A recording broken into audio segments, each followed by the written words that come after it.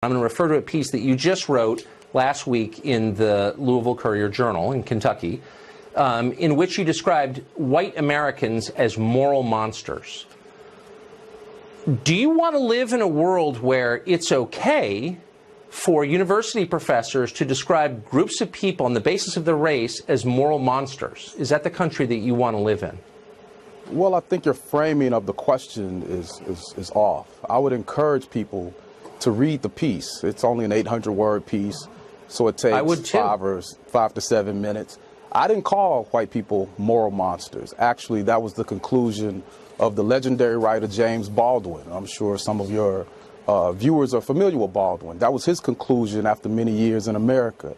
And I simply posed the question as to whether or not Baldwin were right when we place some of the behavior along lines of race into historical context. So do I want to live in a world? So let me quote from the piece. And okay, so I would encourage our viewers also, and that's one of the reasons I wanted you to come on, so people would know what is happening out there beyond their own worlds, and that people like you are writing things like this. And I'm quoting, maybe Baldwin was right when he said we are dealing with moral monsters, i.e. white people. How would you feel about a piece that described black people as moral monsters? You would rightly call that racist, wouldn't you? Why is this not the same? Well, you're proof texting and changing the argument by doing so. Again, I would encourage your viewers to read the entire piece. I think we've entered into a dangerous space. Is it okay even to suggest? Well, is it okay to suggest a group of people on the basis of their race are moral monsters? I mean, do you think that a person's race affects his moral standing? One race is better than another. What do you tell me? What you think? All right, guys, so in this episode of Clown World, we once again have to deal with the race hustlers of America, who got thoroughly rejected this election as America decided to vote against woke identity politics. However, unfortunately, we still have to deal with the issue of these people continuing to cause hate and division in this country, okay? And I will continue to cover these types of stories until these individuals are no longer in positions of power, right? The job is not done until each and every last one of these woke lunatics who promote racial hatred in this country are no longer in positions where they can affect the American public and to brainwash children with their toxic ideology. And that takes me out to Jefferson County Public Schools in Kentucky, in which the woke equity chief, Dr. John Marshall, is facing calls to resign from the GOP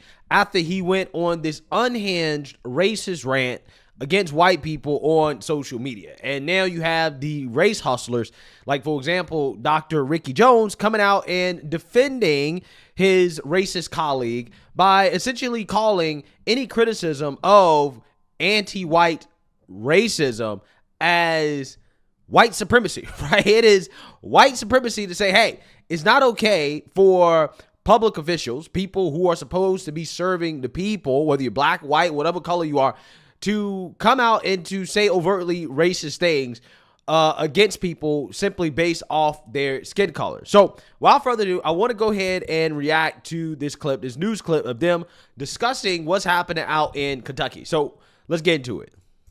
U of L's chair of Pan-African Studies described a group of Kentucky lawmakers as white supremacists at a JCPS event today. It came as he was being honored by the state's largest school district. WDRB's Darby Bean breaks down the back and forth at a Hall of Fame induction.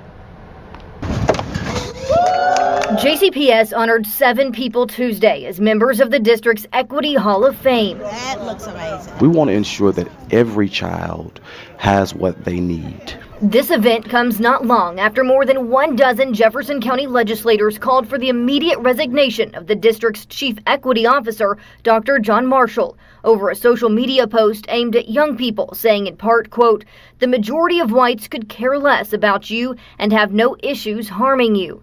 The group of Republican lawmakers said that post is absolutely unacceptable. JCPS saying those comments were not made on behalf of the school district. Marshall, still on the job. These are titans in the field of everything they do. Introducing the Hall of Fame members on Tuesday.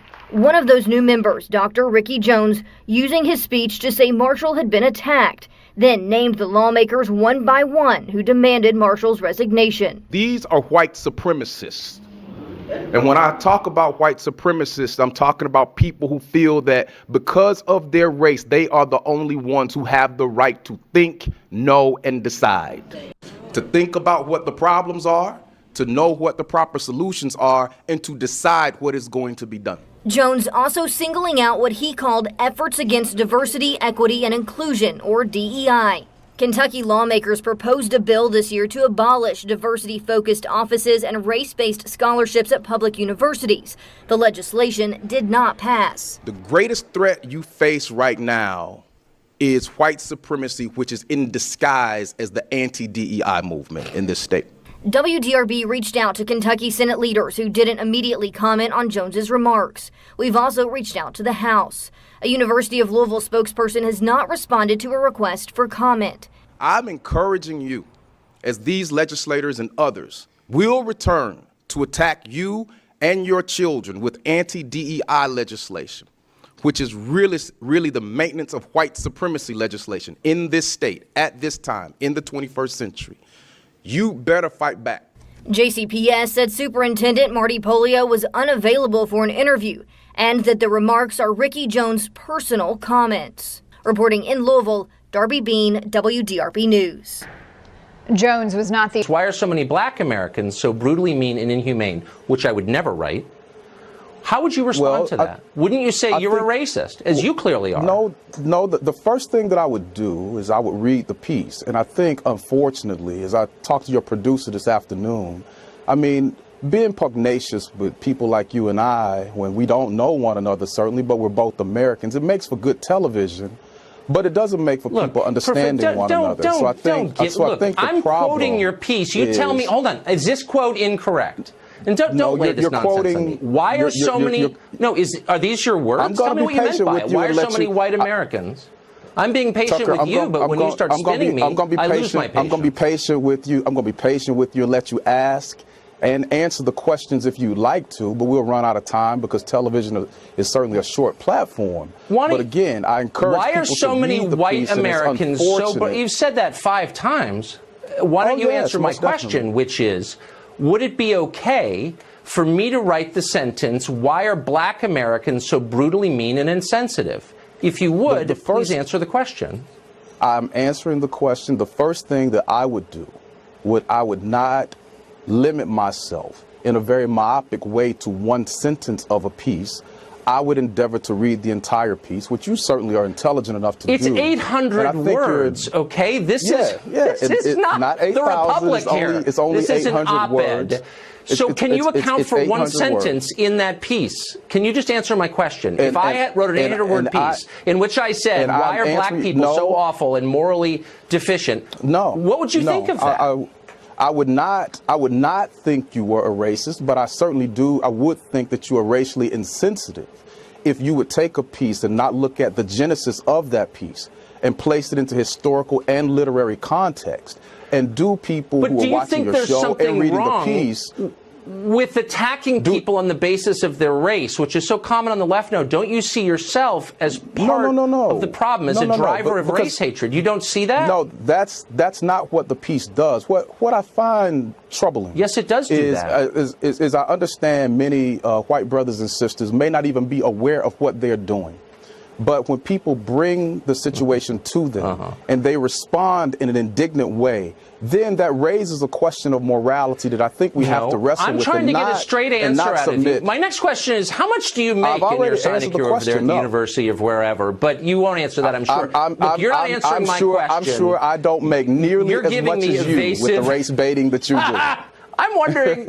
I would trade my salary for yours any day. I would never say something like this about a racist. But you do every day. I would be ashamed to say something like I you do it every day, and I never would.